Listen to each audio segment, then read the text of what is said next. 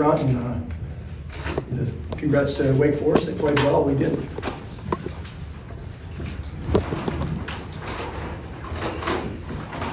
It was a tremendous performance today for Anthony Hankerson with 22 carries for 101 yards.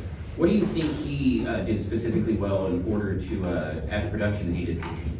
Yeah, I think he's a little bit healthier than he's been. So he had a little more back to his normal juice a little bit in his legs, and he did a nice job. Trent, on 3 of the long touchdown plays, it seems like there wasn't a defender within 10, 15 yards, like once, twice. How's that happen 3 times? Exactly. I'm with you. Don't know. I mean, the first one, by the coverage, we should have had the guy double. So, yeah, it's hard to, it's tough. It is. Trent, given what seemed like a lack of effort from players at points in this game, do you feel like some players have quit on this staff? I don't think so, just by going through the week. I got to watch the film to have a better evaluation of what that looked like. It didn't feel like it on the field, but I've got to evaluate that further for sure. And the big plays over the top, obviously you still have to watch the film, but what can you attribute that Just to? blown coverage, just guys busting. I mean, very simple stuff, and just cut guys loose. I mean, no one near them. It was, again, disappointing. How do you feel that the program can climb out of the situation? Well, it's just the only way it is just keep working. I mean, that's I know that gets old and tired probably from hearing it from me, but that's really the only way to get through things. We saw a lot of Jabari today. Is that something we expect to see more of? And at this point, are you considering a change? We're not considering a full-blown change. We talked about it earlier in the week. We want to get Bari in more. He's a really good player. He's dynamic. You saw some of that today with what he can do with his legs when things break down. So just want to play him in general more.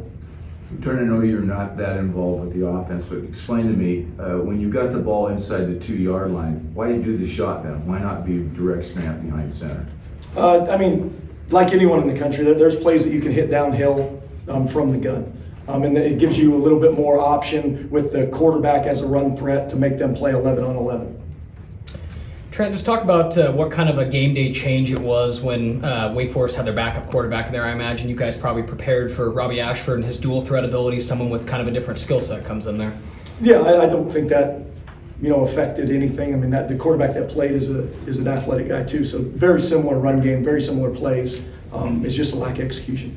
As a team, what would you say there is to play for the rest of the year? What's the mentality there for the rest? I mean, you're a competitor, so you show up and play because you get an opportunity to.